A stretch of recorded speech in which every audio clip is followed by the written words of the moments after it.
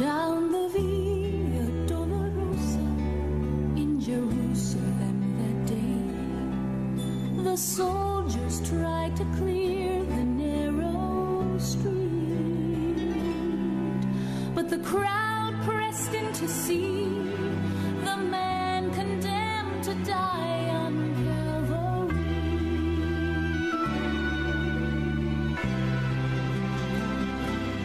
He was bleeding from a beating, there were stripes upon his back, and he wore a crown of thorns upon his head, and he bore with every step the scorn of those who cried out for his death. Down the Via Dolorosa, called the way of suffering, like a lamb came the Messiah, Christ the King. But he chose to walk that road out of his love for you and me. Down the Via Dolorosa, all the way to Calvary.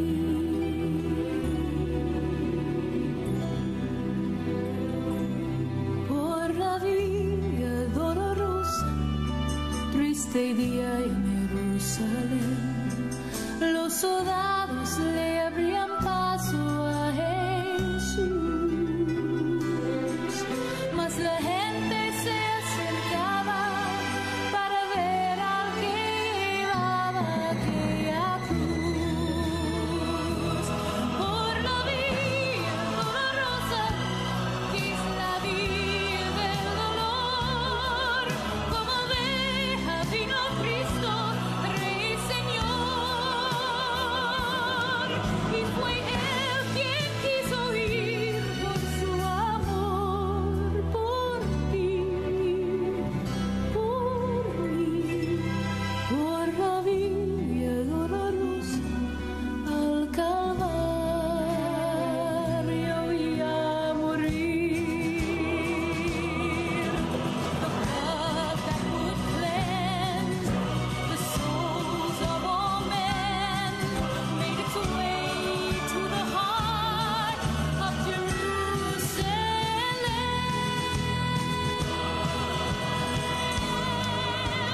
Down the Via Dolorosa, all the way of suffering, like a lamb came the Messiah, Christ the King. But he chose to walk that road out of his love for you and me. Down the Via Dolorosa, all the way to Calvary.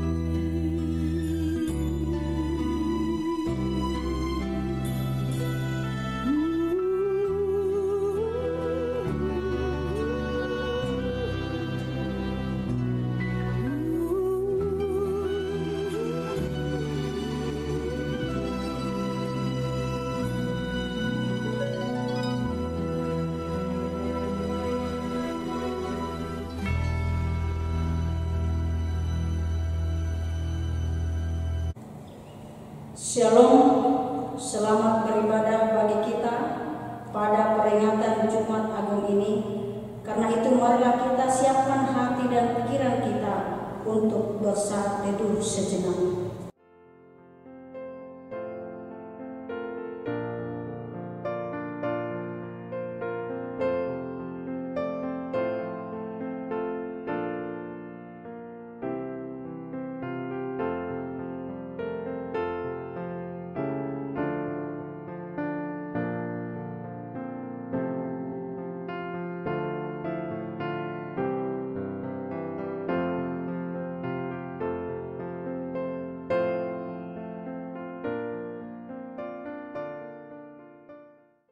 Jemaat yang dikasihi Tuhan kita Yesus Kristus, umat Kristiani yang tersebar di berbagai negara dan kota-kota di penjuru dunia.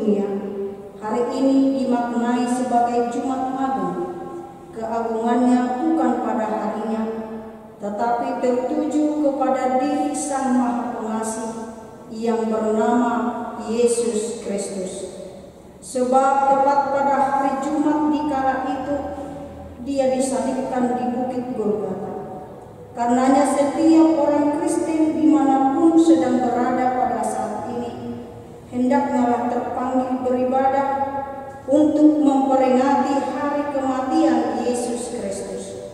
Kematiannya telah menjadi bukti nyata akan kasih Allah yang begitu besar bagi seluruh umat manusia.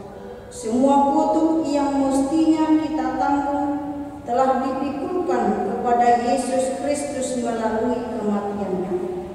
Yesus yang adalah imam besar dan anak Allah yang tunggal rela menanggung semua penderitaan, diejek dan dihina oleh dunia yang bergelimang dalam dosa. Lihatlah betapa setianya penghulu imam kita yang dalam penderitaannya.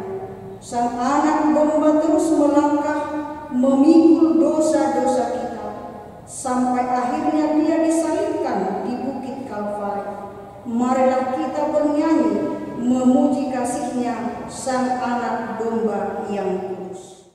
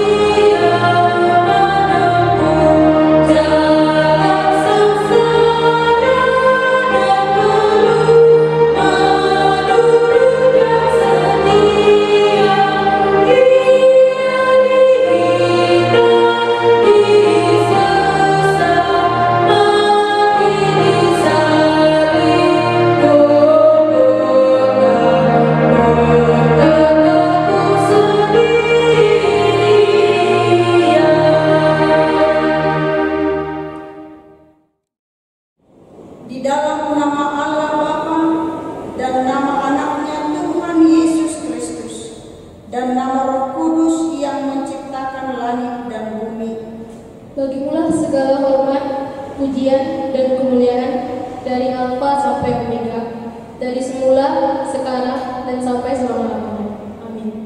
Sebab imam besar yang demikianlah yang kita perlukan, yaitu yang saleh, tanpa salah, tanpa noda, yang terpisah dari orang berdosa, dan lebih tinggi daripada tingkat-tingkat surga. Dialah Yesus Kristus yang rela mati di kayu salib demi umat manusia. Dia tidak seperti imam-imam besar lainnya yang setiap hari harus mempersembahkan korban untuk dosanya sendiri, dan sesudah itu barulah untuk dosa umatnya. Sebab hal itu telah dilakukan Yesus Kristus satu kali untuk selama-lamanya, ketika Ia mempersembahkan dirinya sendiri sebagai korban. Haleluya.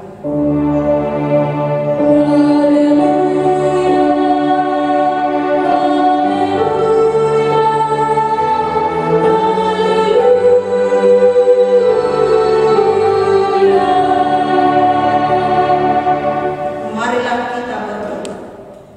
Ya Bapa dan Allah yang Maha Pengasih, Engkau telah mengaruniakan anakmu Yesus Kristus Tuhan kami, yang rela menderita sengsara dan mati di kayu salib, supaya kami beroleh keselamatan. Kasihanilah kami orang yang berdosa yang lemah ini, karena musuh kami terlalu kuat untuk kami, dan kami selalu disalahkan. Sebab itu, tolonglah kami dan berilah kekuatan mengalahkan musuh-musuh kami, karena Tuhan Yesus Kristus telah menderita untuk kami. Amin.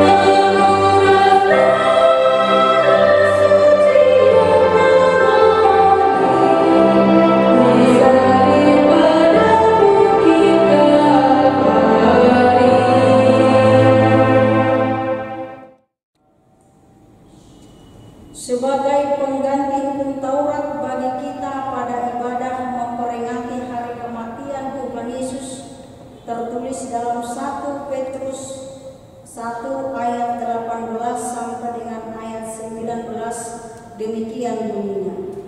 Sebab kamu telah dibeli, bahwa kamu telah ditebus dari cara hidupmu yang sia-sia, yang kamu warisi dari nenek moyangmu itu, bukan dengan barang yang fana, bukan pula dengan emas atau perak, melainkan dengan darah yang mahal, yaitu darah Kristus yang sama seperti darah anak domba yang tak bernoda dan tak bercacat. Demikian hukum Tuhan.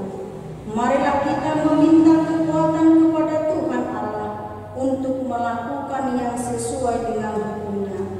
Ya Tuhan Allah, kuatkanlah kami untuk melakukan yang sesuai dengan hukum-Mu. Amin. Jemaat yang dikasihi Tuhan kita Yesus Kristus, jika kita mau jujur di hadapan-Nya saat ini, bahwa meskipun hukum Tuhan dan pengorbanan Yesus di kayu salib telah berulang kali, bahkan sangat sering kita dengar, ternyata di dalam kehidupan kita hari lepas hari masih sering juga melupakan Dia, sering mendukakan dan menyalibkan Dia, karena iman kita yang masih lemah melalui kata, pikiran, dan perbuatan yang kita lakukan. Pengorbanan Yesus yang mati di kayu salib itu seringkali berlalu begitu saja tanpa makna mendalam di dalam kehidupan kita. Karena itu, bukalah kerinduan hatimu untuk mengaku serta membawa segala dosa-dosamu kepada Yesus pada saat ini. Sebab sesungguhnya Dia Maha Baik dan Maha Pengasih. Di tengah kondisi kehidupan tidak bersahabat oleh ganasnya serangan virus COVID-19 di tahun 2020 ini, Tuhan menginginkan umat-Nya datang kepadanya memohon pertolongan seraya memohon ampunan-Nya.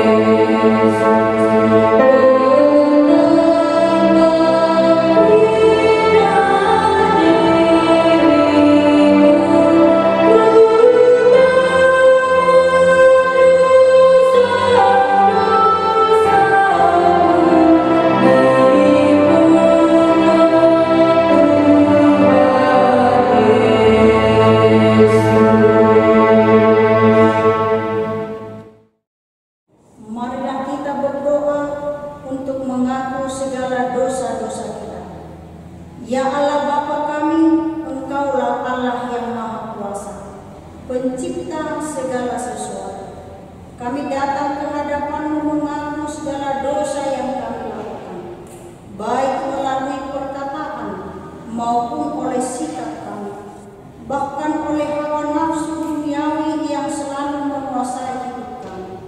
Kami layak menerima hukum-Mu, sebab setiap hari hidup kami masih selalu bergelimang dalam dosa dan melupakan Engkau. Kami sering bersandar kepada kuasa-kuasa dunia ini.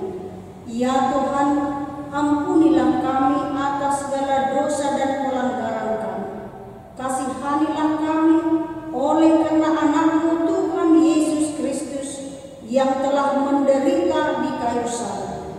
Karuniakanlah kepada kami Roh Kudus, agar kami setia mengikuti Engkau di dalam kebenaran dan kekudusan, supaya kami memperoleh hidup yang kekal sesuai dengan janji. Janganlah mengingat dosa dan pelanggaran, tetapi ingatlah kami oleh karena kasih setia-Mu di dalam diri anak-Mu Yesus Kristus Tuhan kami. Ya Tuhan Allah, kami mengaku bahwa kami sering mendukakan Engkau melalui perkataan, pikiran, dan perbuatan kami yang tidak benar. Kami tidak mengasihi Engkau dengan segenap hati, dengan segenap kekuatan, dan dengan segenap akal budi kami. dan terkutuk selama-lamanya. Saat ini kami datang ke hadapan-Mu ya Tuhan, untuk memohon keampunan segala dosa-dosa kami. Basuhlah kami dengan darah anak-Mu Tuhan Yesus Kristus yang telah dicurahkan di Bukit Kalvari demi dosa-dosa kami. Ya Tuhan Allah, tolonglah kami agar kami dapat bertobat dan meninggalkan segala kejahatan kami, sehingga kami beroleh kehidupan yang baru di dalam Yesus Kristus. Karuniakanlah kepada kami hati dan kekuatan untuk melakukan segala kehendak-Mu di tengah-tengah dunia ini. Dengarlah doa dan permohonan kami, hanya karena kasih sayang-Mu kepada kami, di dalam Yesus Kristus Tuhan kami. Amin.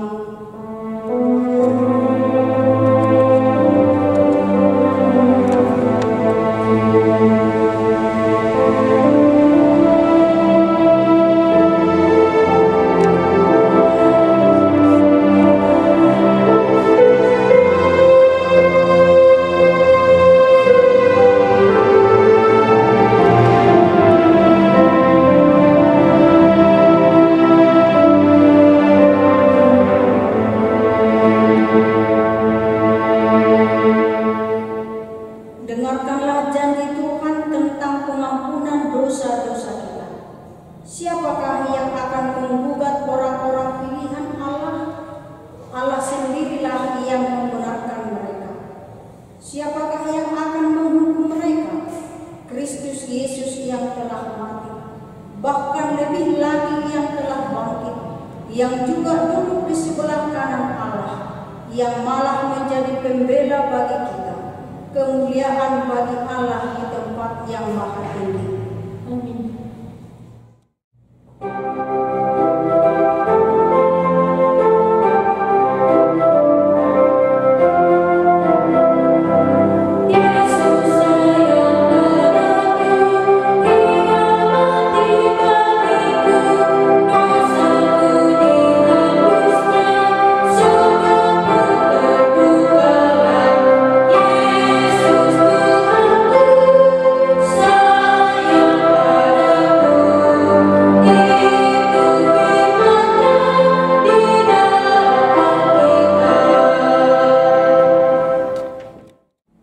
Pembacaan epistel memperingati hari kematian Tuhan Yesus Kristus pada hari ini tertulis di dalam Ibrani pasal 10 dimulai dari ayat 19 sampai dengan ayat 29. Demikian firman Tuhan.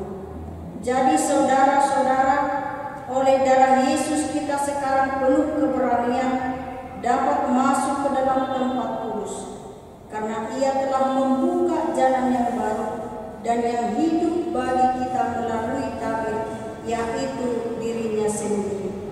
Dan kita mempunyai seorang imam besar sebagai kepala rumah Allah. Karena itu marilah kita menghadap Allah dengan hati yang tulus ikhlas dan keyakinan iman yang teguh, oleh karena hati kita telah dibersihkan dari hati nurani yang jahat dan tubuh kita telah dibasuh dengan air yang murni. Marilah kita teguh berpegang pada pengakuan tentang pengharapan kita, sebab Ia yang menjanjikannya setia, dan marilah kita saling memperhatikan, supaya kita saling mendorong dalam kasih dan dalam pekerjaan baik. Janganlah kita menjauhkan diri dari pertemuan-pertemuan ibadah kita, seperti dibiasakan oleh beberapa orang, tetapi marilah kita saling menasehati dan semakin giat melakukannya menjelang hari Tuhan yang mendekat. Sebab jika kita sengaja berbuat dosa sesudah memperoleh pengetahuan tentang kebenaran, maka tidak ada lagi korban untuk menghapus dosa itu. Tetapi yang ada ialah kematian yang mengerikan akan penghakiman dan api yang dahsyat yang akan menghanguskan semua orang durhaka. Jika ada orang yang menolak hukum Musa, ia dihukum mati tanpa belas kasihan atas keterangan 2 atau 3 orang saksi. Betapa lebih beratnya hukuman yang harus dijatuhkan atas dia, yang menginjak-injak anak Allah, yang menganggap najis darah perjanjian yang menguduskannya, dan yang kasih karunia. Demikianlah pembacaan firman. Berbahagialah orang yang mendengar firman Allah serta yang memeliharanya. Amin.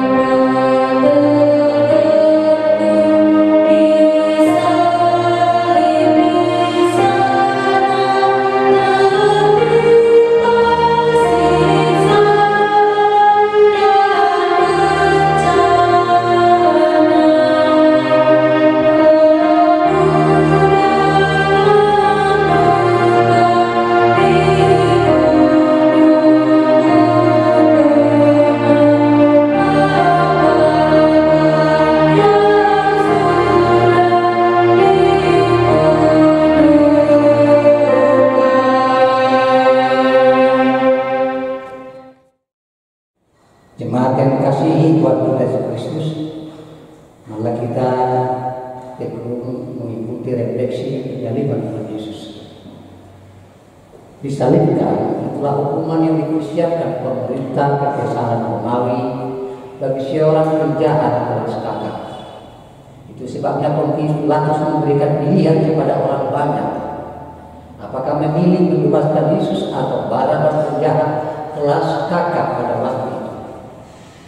Namun kegelapan telah menutupi mata dan hati orang banyak, karena mereka tidak melihat bahwa yang berdiri di hadapan mereka adalah Anak Allah, Juru Selamat dunia. Sebab ternyata mereka justru memilih Barabas, si penjahat kelas kakak itu, asalkan Yesus Sang Maha Pengasih yang begitu mereka benci disalibkan. Di pundak Yesus telah diletakkan salib. Yang memikul salib itu, padahal kita yang seharusnya memikulnya. Salib itu telah berdiri di bukit Golgota. Tangan Yesus yang senantiasa memberi berkat dan kakinya yang tidak pernah letih berjalan untuk memberitakan berita sukacita dan keselamatan telah dilakukan. Salib di Golgota merupakan bukti kasih Allah yang agung bagi semua umat manusia yang bergelimang di dalam dosa. Salib yang tulus bagi kita orang-orang percaya mengimaninya sebagai keselamatan. Janganlah kita malu mengemani jalan salibnya, supaya kita memperoleh pengampunan dan berkat.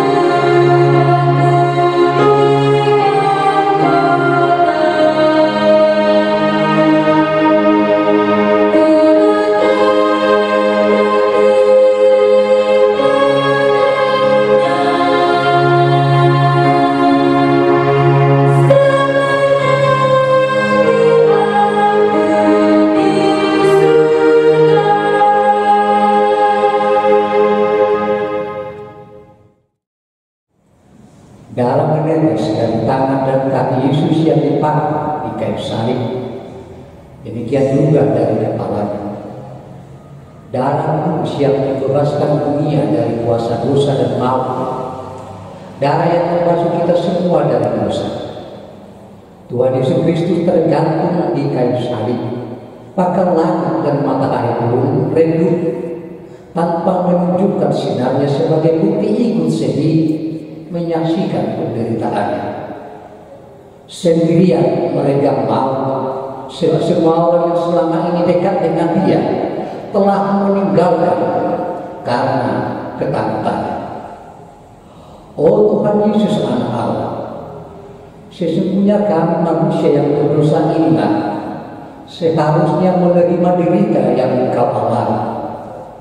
Namun karena kasih-Mu yang maha besar, Engkau telah rela menanggung semua derita dan sakit demi keselamatan kami. Kepalanya yang berdarah, wajahnya yang tertunduk sedih, dia penuh sengsara dan duka yang gede.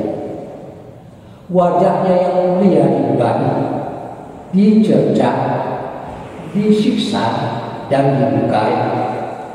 Kepala yang berdarah, tertunduk dan sedih, itulah yang akan kita nyanyikan dalam mengenang penderitaan.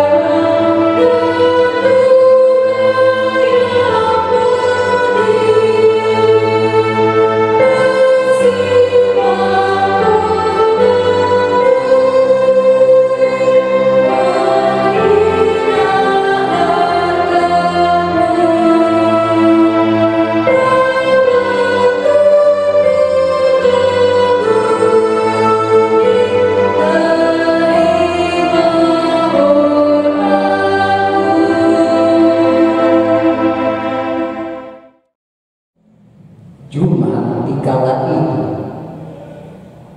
ketika Yesus sudah tergantung di kayu salib, tepat pada pukul 12 hingga pukul 15, tiba-tiba kegelapan meliputi dunia ini, karena memang matahari tidak bersinar. Di saat itulah Yesus menyuarakan 7 perkataannya dari kayu salib itu. Yang pertama, ya ampunlah mereka, sebab mereka tidak tahu apa yang mereka perbuat. Suara yang kedua berkata, sesungguhnya hari ini juga engkau akan ada bersama-sama dengan aku di dalam Firdaus. Suara yang ketiga, Yesus berkata, Ibu, inilah anakmu. Yang keempat, Yesus berkata, Eli, Eli, lama sabachthani. Suara yang kelima, Dia menyerukan, Aku haus. Yang keenam, yang berkata, sudah selesai. Lalu suara yang ketujuh yang terakhir, Yesus berkata, ke dalam tanganmu kuserahkan nyawa. Akhirnya Yesus menundukkan kepalanya dan ia pun mati.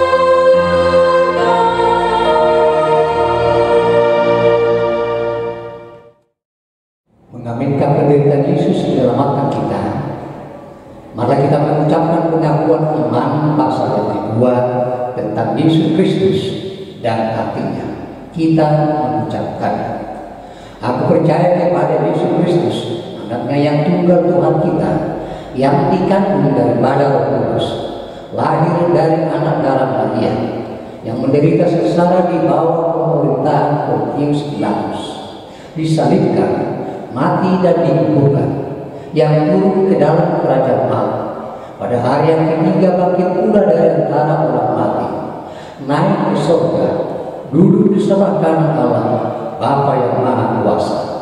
Dari sana akan datang kelak untuk menghakimi orang yang hidup dan yang mati. Maksudnya adalah, aku percaya bahwa Yesus Kristus adalah Allah sesungguhnya, yang diperanakan Bapanya dari kekekalan, dan juga Dia adalah manusia yang sesungguhnya, yang lahir dari gadis darah Maria. Dia adalah Tuhan yang menebus dan menyelamatkan aku, manusia yang sesat dan terkutuk. Ditebusnya dan dibebaskannya aku dari segala dosa, dari kematian dan dari kuasa iblis, bukanlah dengan emas atau perak, melainkan dengan darahnya yang kudus dan mahal, dan dengan penderitaan dan kematiannya yang tidak karena dosanya, supaya aku menjadi miliknya dan hidup menjadi warga kerajaan, serta melayaninya di dalam keadilan yang kekal, tidak berdosa, penuh berkat. Juga sama seperti Dia bangkit dari kematian, hidup dan memerintah untuk selama-lamanya. Demikianlah yang sesungguhnya kupercayai. Amin.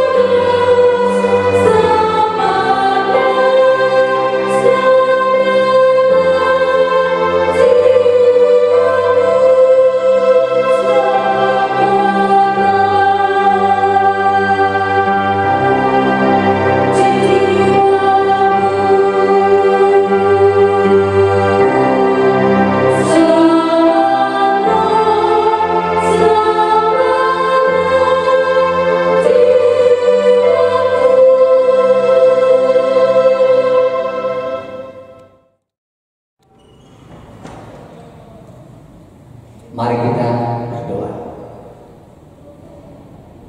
Damai sejahtera Allah yang melampaui segala akal dan pikiran, kiranya memelihara hati dan pikiran saudara-saudara, dalam nama Yesus Kristus Tuhan dan Juru Selamat kita. Amin. Bapak Ibu saudara-saudara yang kasih, dalam nama Tuhan kita Yesus Kristus,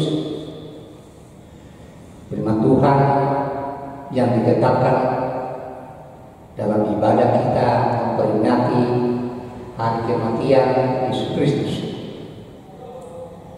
tertulis di dalam Injil Matius pasal 27 ayat 45 hingga ayat 56. Demikian firman Tuhan, mari kita ikuti bersama dalam hati. Yesus mati mulai dari jam 12 ke 8 meliputi seluruh daerah itu sampai jam 3. Kira-kira jam 3 berserulah Yesus dengan suara nyaring, Eli, Eli, lama sabachthani. Artinya, Allah, Allah, mengapa engkau meninggalkan aku?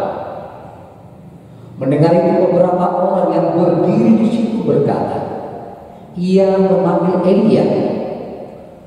Dan segera datang seorang dari mereka yang mengambil bunga karat, mencelupkannya ke dalam anggur asam, lalu mencucukkannya pada sebatang bulu dan memberi Yesus minum. Tetapi orang-orang lain berkata, "Jangan, baiklah kita lihat apakah Elia datang untuk menyelamatkan dia." Yesus berseru pula dengan suara nyaring, lalu menyerahkan nyawanya. Dan lihat, tabir bait suci terbelah dua dari atas sampai ke bawah, dan terjadilah gempa bumi, dan bukit-bukit batu terbelah, dan kuburan-kuburan terbuka, dan banyak orang kudus yang telah meninggal bangkit. Dan sesudah kebangkitan Yesus, mereka pun keluar dari kubur, lalu masuk ke kota Kudus dan menampakkan diri kepada banyak orang. Kepala pasukan dan prajurit-prajuritnya yang menjaga Yesus menjadi sangat takut ketika mereka melihat gempa bumi dan apa yang telah terjadi, lalu berkata, "Sungguh ia ini adalah Anak Allah." Dan ada di situ banyak perempuan yang melihat dari jauh, yaitu perempuan-perempuan yang mengikuti Yesus dari Galilea untuk melayani Dia. Di antara mereka terdapat Maria Magdalena dan Maria ibu Yakobus dan Yusuf dan ibu anak-anak Zebedeus. Demikian firman Tuhan. Entah berapa kali kita mengikuti ibadah memperingati hari kematian Tuhan Yesus, sesering apapun kita telah pernah mengikuti, tetapi bagi orang percaya setiap mengikuti, mengingat, menghayati momen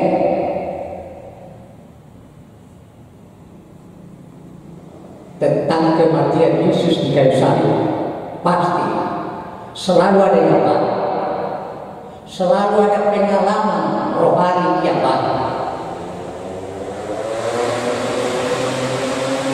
Sebab Roh Kudus bekerja bagi orang yang percaya.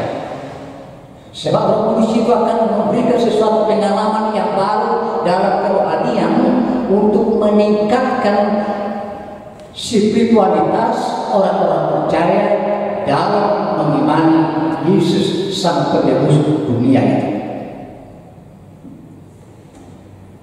Memang benar dalam satu tahun ada sampai 365 hari Jumat. Itu benar Bapak Ibu Saudara. Tetapi kalau Jumat hari ini kali ini berbeda dengan Jumat-Jumat yang lain. Itu sebabnya Jumat hari ini disebut dengan Jumat Baru. Jumat yang sangat luar biasa, beda dengan Jumat yang lain. Sebab justru kenapa demikian? Orang-orang percaya mengingat bahwa di kala itu tepat pada hari Jumat, disitulah puncak tragedi yang terjadi bagi Yesus, disalibkan di bukit Gembar. Saya katakan tragedi Bapak Ibu Saudara karena tragedi menurut kami sejarah suatu peristiwa yang berakhir kepada kesusahan. Inilah yang terjadi kepada Yesus. Dan siapapun waktu itu tidak akan bisa tidak mengingat, tidak akan mampu melupakan. Sebab Allah juga membuktikan betapa seriusnya kematian Yesus pada waktu itu. Allah juga ikut meratap, ikut menunjukkan kesedihannya melihat kematian Yesus Kristus. Dimulai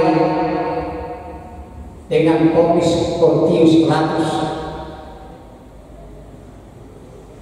yang menyatakan bahwa terdakwa Yesus dari Nazaret, Raja orang Yahudi, Yesus Nazaret ex Judaeum, bersalah menghujat Allah karena satu, Yesus menyebutkan ia mampu membangun bait suci dalam 3 hari. Yesus menyatakan bahwa ia sanggup untuk menghapuskan dosa. Yesus menyatakan bahwa ia adalah anak Allah. Inilah yang dikenakan sebagai kesalahan daripada Yesus. Lalu diputuskan dan ditetapkan Yesus harus dihukum mati, tertanda Pontius Pilatus. Sampai sekarang banyak orang tidak mampu untuk menerima kenapa Yesus harus menghadapi penderitaan. Kenapa Yesus kalau memang dia tidak berdosa, dia harus disalibkan? Sama seperti pertanyaan-pertanyaan di zaman sekarang yang lagi kita menghadapi serangan virus COVID-19 ini. Ada orang bertanya, kenapa harus terjadi penderitaan seperti ini?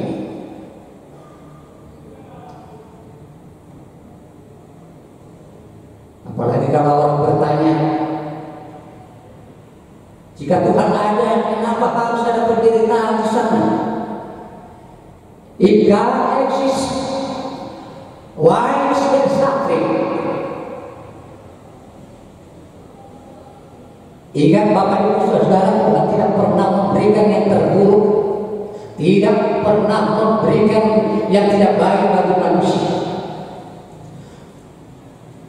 Bicara soal penderitaan dunia ini, persoalan mencari dunia ini, secara kasualitas awal mulanya dunia ini semakin menderita justru setelah manusia jatuh di dalam dosa.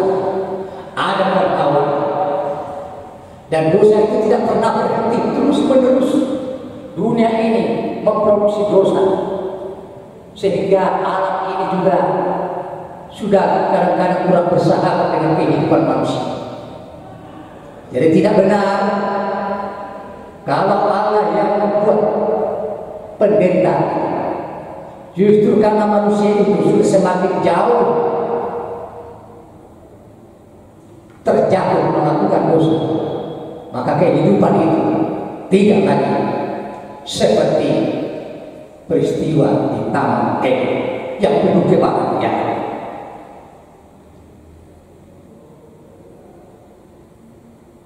Berawal dari pengkhianatan Judas Iskariot.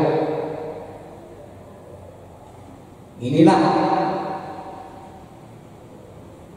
yang membuat Yesus sangat sedih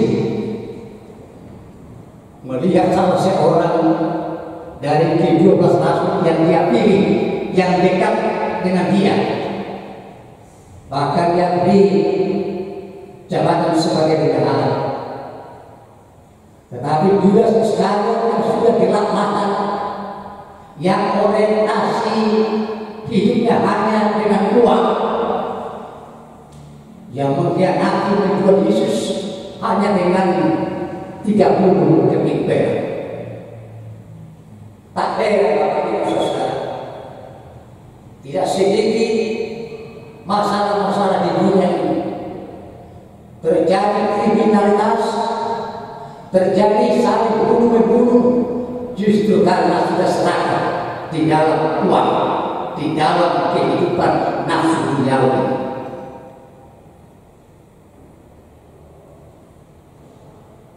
Sebenarnya nama Judas ini artinya bagus, tetapi karena memang Judas ini sudah dicap sebagai pengkhianat, sebagai orang yang bertanggung jawab, salah satunya yang membuat Yesus itu semakin di dalam penderitaan. Hampir-hampir tidak ada yang bernama Judas di tempat kita masing-masing. Sama seperti nama Thomas, karena Thomas sudah dicap sebagai orang yang tidak percaya, maka jarang ada orang yang bernama Thomas. Jadi sekali lagi, sebenarnya nama Judas ini bagus sebetulnya, cuma karena memang sudah terlanjur orang melihat perkataan Judas ini negatif, sehingga tidak ada orang yang menyebut namanya atau membuat nama dari keluarganya si Judas sekali.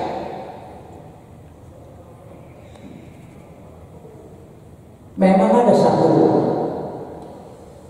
buku apokrifa yang menceritakan tentang Judas Iskariot. Ini buku apokrifa. Saya tidak menyatakan supaya kita meyakini secara harafiah, tetapi yang mau saya sampaikan ada prinsip, ada hal yang perlu kita ambil sebagai pelajaran iman.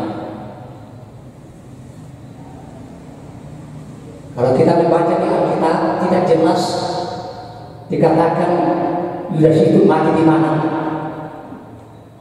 Tapi Alkitab menyatakan setelah Judas menyesali perbuatannya, ia mencoba untuk mengakhiri hidupnya dengan bunuh diri.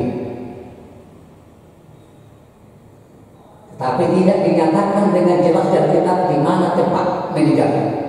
Walaupun kita harus percaya bahwa memang Judas tidak hidup lagi secara fisik, sudah mati. Ada penelitian yang berkata bahwa Judas itu matinya di Yerusalem, dan dia juga dimakamkan di pemakaman Akeldama, Yerusalem. Di dalam buku apokrifa itu diceritakan ketika Judas menyesal atas apa yang dia berbuat kepada Yesus, atas pengkhianatannya kepada Yesus, maka dia mau bunuh diri. Dia mau melompatkan dirinya dari atas gunung ke bawah.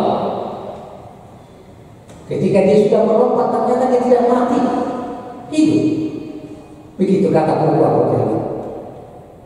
Lalu dia pergi ke laut, dia tenggelamkan dirinya di laut. Laut pun tidak menerima dia, bahkan laut memuntahkan dia di dalam dan dia hidup.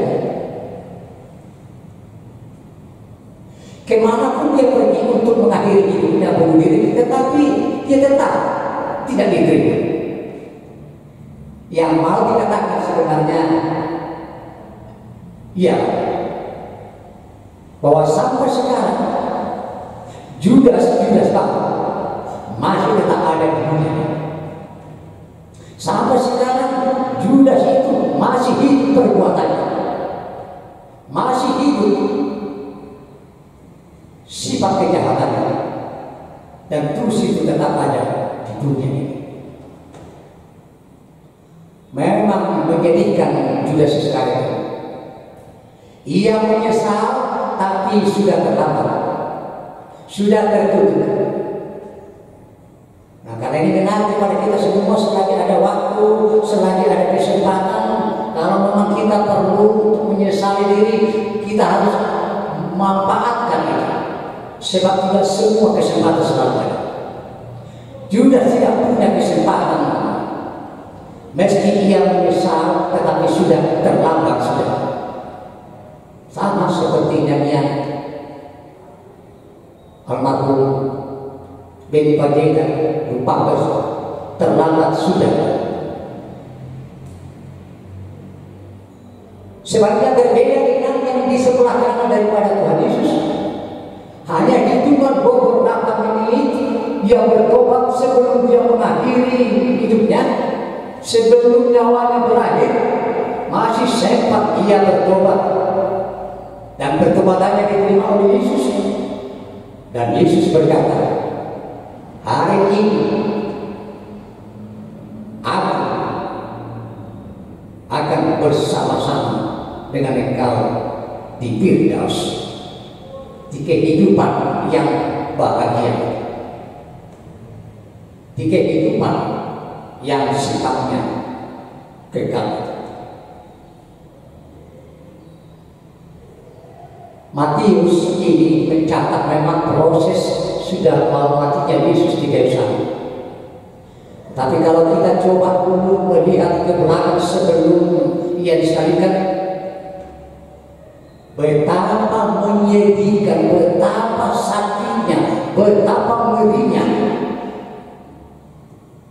secara fisik apa yang dialami oleh Yesus. Yang namanya diludahi, yang namanya diejek, yang namanya disiksa habis-habisan, semua diterima oleh Yesus. Sampai kepala yang berdarah ditonton oleh semua orang, tetapi Yesus terus dengan penuh kesediaan menerima semuanya perlakuan orang banyak.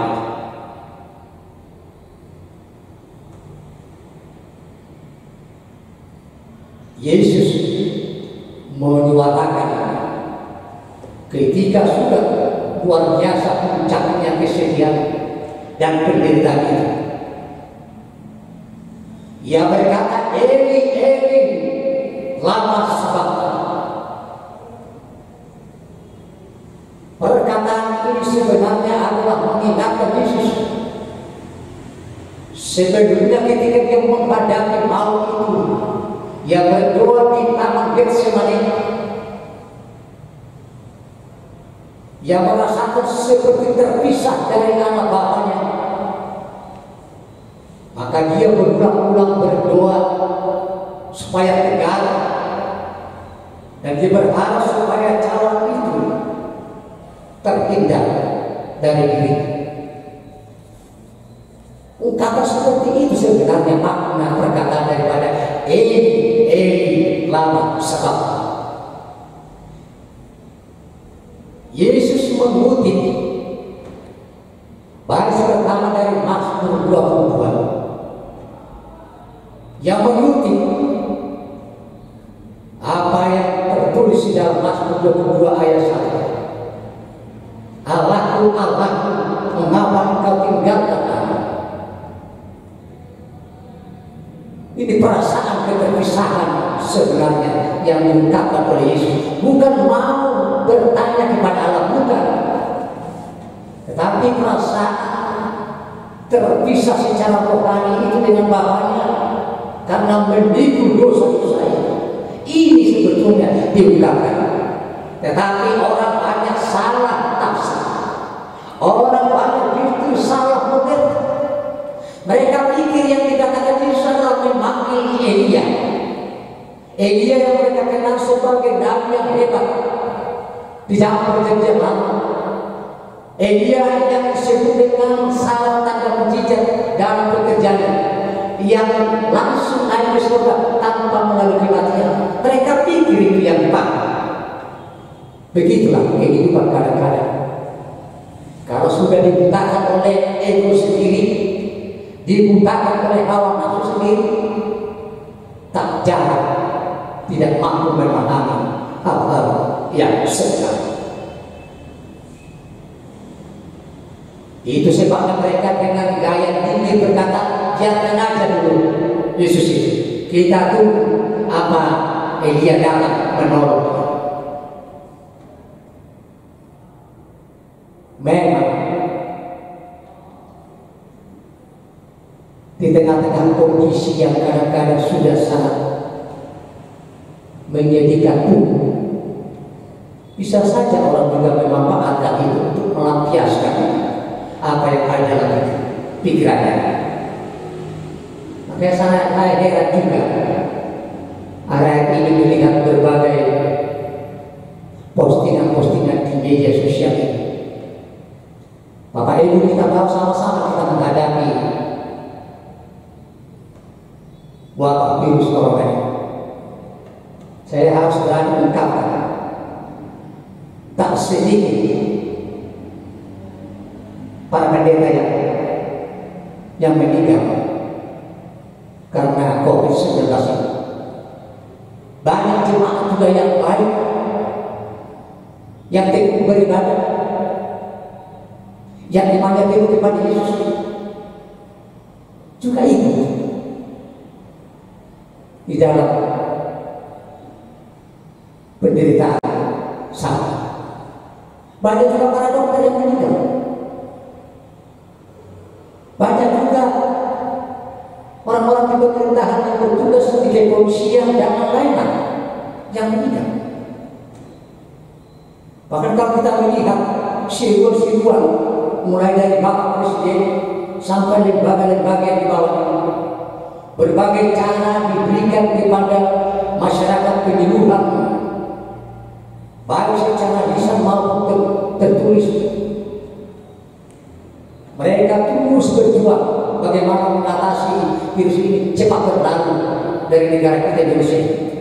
Tetapi anehnya banyak juga orang yang justru mengambil keuntungan,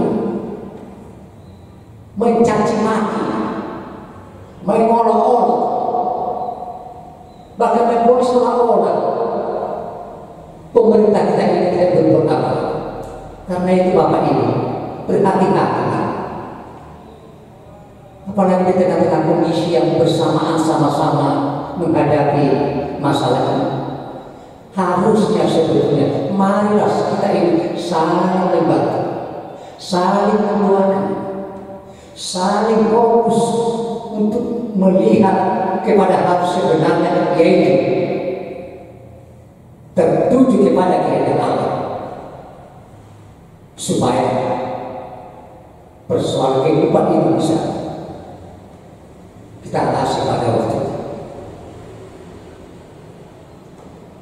Biar berdosa jalan sebesar Yesus. Sebenarnya inilah sebetulnya misi daripada Allah di dalam diri Yesus, dalam menyelamatkan kita ini, dalam memikul dosa-dosa manusia, dalam menebus manusia sudah jatuh di dalam dosa dan maut dan tidak bisa lagi tersambung hubungannya kepada Tuhan.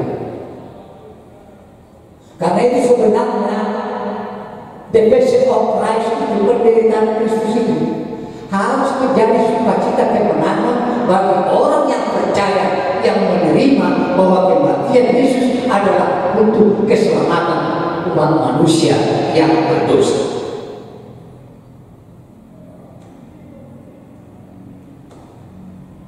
Yesus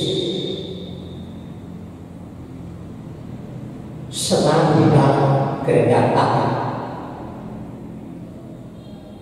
Ia tidak benci kepada orang-orang yang menyalahkan. Dia tidak marah kepada orang-orang yang menyalahkan. Malah ia doakan, ia serahkan kepada Tuhan. Ya Bapa, ampunilah mereka, sebab mereka tidak tahu apa yang mereka kerjakan. Inilah kasih yang abadi, kasih yang sejati, kasih yang agung daripada Yesus. Kematian di kayu salib di Kalvari itulah kasih agung yang besar daripada Tuhan di dalam Yesus Kristus. Tidak ada yang tahu kenapa matahari gelap. Gak ada yang tahu. Gak ada yang tahu. Tetapi yang jelas kita tahu Allah yang membuat matahari ikut merana dan menangis melihat sengsara Yesus, melihat dia berdosa. Ada 3 tanda ajaib ketika Yesus disalibkan, mati dan disalibkan. Yang pertama, matahari yang gelap mulai dari pukul 12 sampai pukul 15. Lalu yang kedua, terjadi gempa. Lalu yang ketiga, orang-orang kudus yang mati, yang sudah lama mati, bangkit mereka. Ini semua membuktikan betapa peristiwa kematian Tuhan Yesus tidak akan pernah dilupakan oleh semua orang yang ada. Tetapi akan terus diingat menjadi sukacita. Oh, karena kematian Yesus aku diselamatkan. Tanda ajaib yang terakhir kita lihat, tirai yang menjadi penghambat justru terbuka terpelahkan, yang menggambarkan dengan kematian Yesus, maka hubungan manusia ke surga, hubungan manusia dengan Allah Bapa tersambung sudah. Kalau kita ke surga, ke Allah Bapa sudah tersambung di dalam diri Yesus Kristus. Karena itu Jumat Agung ini peringatan kematian Tuhan Yesus bukan mau membuat kita supaya menangis, tidak, supaya bersedih, tidak. Tetapi justru sebaliknya, dengan kematian Tuhan Yesus, pertama-tama kita renungkan ya, mari kita semakin bersemangat, semakin berusaha dengan keteguhan iman untuk mematikan segala perbuatan yang tidak dikehendaki oleh Allah. Harus mematikan manusia lama dengan mengenakan manusia baru, yaitu menyadari Yesus Kristus. Akhirnya Yesus menyerahkan nyawanya dan mati. Ini sempurna, semua tuntas misi Yesus dilakukan sampai terakhir. Gak ada yang tinggal, gak ada yang menjadi waktu ditinggalkan Yesus yang suatu waktu bisa meledak. Gak ada. Semua tuntas, sempurna, komplit. Dan memang seperti inilah sebetulnya perjalanan hidup orang yang percaya. Selama dia berjalan terus untuk menuju akhir, dia harus punya visi, dia harus menuntas segala sesuatu untuk yang terbaik dia lakukan dalam hidupnya, memuliakan nama Tuhan. Bapak Ibu saudara-saudara, rasanya kurang waktu ini kalau kita membahas tentang kematian Yesus. Tetapi saya akan simpulkan dengan 3 hal. Yang pertama, penderitaan Yesus di kayu salib adalah salah satu bukti kasih yang besar untuk semua umat manusia. Yang kedua, kematian Yesus di kayu salib di Bukit Kapar adalah menjadi kematian daripada kuasa dosa, sehingga umat kita dipulihkan kembali dengan Allah Bapa. Dan yang ketiga, marilah kita semakin terbangun, semakin bersukacita di dalam kehidupan ini untuk mematikan semua perbuatan-perbuatan yang tidak dikehendaki oleh Allah. Selalu mengenang, menghayati kematian Tuhan Yesus. Tuhan memberkati. Amin. Kita berdoa. Terima kasih Tuhan atas kasih yang besar di dalam Yesus Kristus yang rela mati demi menyelamatkan umat manusia, demi menebus kami dari dosa-dosa. Biarlah Roh Kudus Tuhan yang senantiasa berserta, menyertai dan memampukan kami untuk terus menerus di dalam perjalanan kehidupan kami, melakukan yang sesuai dengan kehendak, melakukan yang selalu memuji memuliakan nama, dan tetap memperlakukan firman. Dalam nama Yesus kami berdoa dan mengucap syukur. Amin.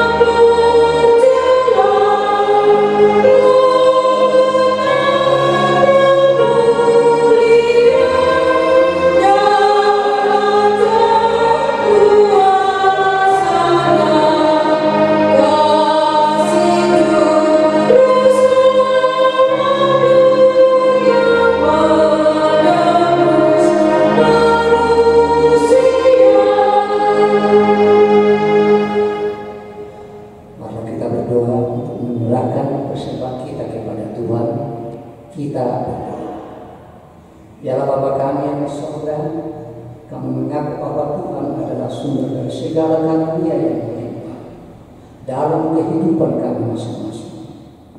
Sebagian daripada karunia itu kami serahkan kembali sebagai persembahan kepada Tuhan. Terimalah dan berkatilah persembahan umat-Mu, agar dapat kami pergunakan untuk pekerjaan dan pelayanan kerajaan Tuhan di dunia ini. Bukalah hati kami untuk mengenal betapa banyak berkat dan karunia yang kami peroleh dari Tuhan, supaya kami senantiasa bersyukur kepada-Mu di dalam nama Yesus Kristus Tuhan kami. Amin. Bapa kami yang di surga, dikuduskanlah nama-Mu, datanglah kerajaan-Mu, jadilah kehendak-Mu di bumi seperti di surga. Berikanlah kami pada hari ini makanan kami yang secukupnya, dan ampunilah kami akan kesalahan kami, seperti kami juga telah mengampuni orang yang bersalah kepada kami. Dan janganlah bawa kami ke dalam percobaan, tetapi lepaskanlah kami daripada yang jahat. Karena Engkau yang punya kerajaan dan kekuasaan dan kemuliaan sampai selama-lamanya. Anugerah Tuhan kita Yesus Kristus, pengasihan Allah Bapa dan persekutuan Roh Kudus kiranya menyertai kamu sekalian. Amin.